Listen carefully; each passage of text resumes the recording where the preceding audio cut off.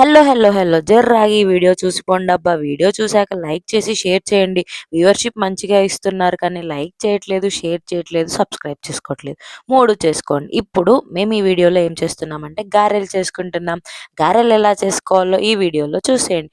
ముందుగా బకెట బెల్లం ఉంటుంది కదా! దాన్ని ఇలా తరిగి పక్కకు పెట్టుకున్న తర్వాత ఒక గ్లాస్ తీసుకొని ఆ గ్లాస్‌తో కొలుచుకోవాలి. మేమైతే 2 గ్లాసుల బెల్లం తీసుకున్నాము. ఒక గ్లాస్ బెల్లానికి ఒక గ్లాస్ నీళ్లు పోసుకొని ఇంకొన్ని నీళ్లు పోసుకోవాలి. అలా మేము 2 గ్లాసుల బెల్లం తీసుకున్నాం కాబట్టి 2 గ్లాసుల నీళ్లు తీసుకున్నామనమాట. బెల్లంని ఇలా నానబెట్టి కరగనివ్వాలనమాట. ముందే పొయ్యి మీద పెట్టి కరగనివ్వొద్దు. ముందే కరిగిన బెల్లంని ఇలా వడబోసుకొని ఒక్కసారి స్టవ్ పైన ఒక్క పొంగొచ్చే వరకు పొంగిచ్చుకోవాలి. నేను చెప్పాను కదా! ఒక గ్లాస్ బెల్లం తీసుకుంటే 3 గ్లాసుల గోధుమ పిండి తీసుకోవాలి. మనం ఏ గ్లాస్‌తో అయితే బెల్లం తీసుకున్నామో అదే గ్లాస్‌తో గోధుమ పిండి తీసుకోవాలి. తర్వాత మీరు బొంబాయి రవ్వ కలుపుకునే ఇష్టం ఉంటే ఒక చిన్న ప్యాన్ పెట్టుకొని అందులోకి ఒక టీ గ్లాస్ అంత నీళ్లు పోసుకొని ఒక 2 టీ స్పూన్లంత బొంబాయి రవ్వ వేసుకొని ఇలా కన్సిస్టెన్సీ వచ్చేదాకా ఉడికించుకోవాలి. నేను చూపిస్తున్నట్టు బెల్లంని ఇలా ఒక్క పొంగు పొంగాలి. బెల్లం మొత్తం కిందనే కరిగించుకోవాలి గైస్, స్టవ్ మీద కాదు. కరిగిన బెల్లాన్ని ఇలా ఒక పొంగు పొంగించుకోవాలి.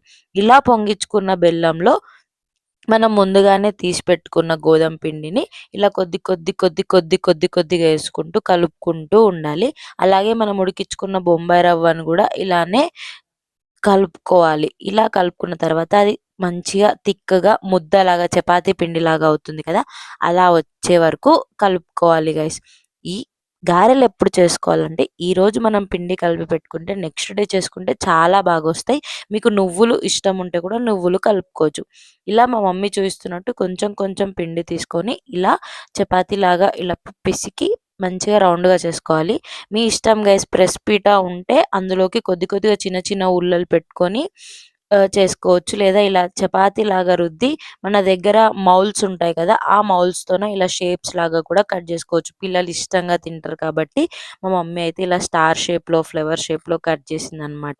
ఇలా కట్ చేసి పక్కకు పెట్టుకున్న తర్వాత స్టవ్ మీద వేడివేడిగా కాగుతున్న నూనెలో ఇవి వేసుకొని అటు ఇటు 2 సార్లు బాగా కాల్చిన తర్వాత ఒక ప్లేట్‌లోకి తీసుకొని సర్వ్ చేసుకొని తింటే వేడి వేడిగా గారెలు, నెయ్యి అద్దుకొని తింటే ఇంకా సూపర్ ఉంటాయి గైస్.